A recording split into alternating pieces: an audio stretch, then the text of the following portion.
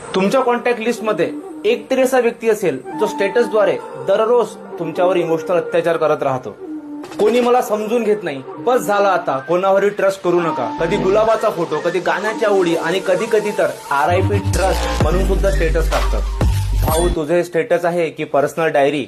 Science सांगतं की ही फक्त व्हॅलिडेशनची बुक आहे. आपला मेंदू डोपामिन नावाचा केमिकल तयार करतो. जेव्हा कोणी आपल्या स्टेटसवर रिॲक्शन देतं, मेसेज करतं, तेव्हा आपल्याला वाटतं की मी पण अस्तित्वात आहे, माझं पण कोणीतरी केअर करतं आणि मी पण त्या गोष्टी करतोय ज्या ट्रेंडिंग आहेत. आणि म्हणूनच काही लोक दर तासाने स्टेटस टाकतात. कधी सॅड, कधी हॅपी, कधी क्रिप्टिक, कधी ॲटिट्यूडनं भरलेले. अरे, इमोशन्स आहेत की भावनांचा बुफेट चाललेला आहे. पण तुम्हाला खरी गोष्ट माहिती आहे, ज्यांना समजून घ्यायचं असतं ना, ते रिप्लायमध्ये नाही तर फेस टू फेस तुम्हाला येऊन विचारतात.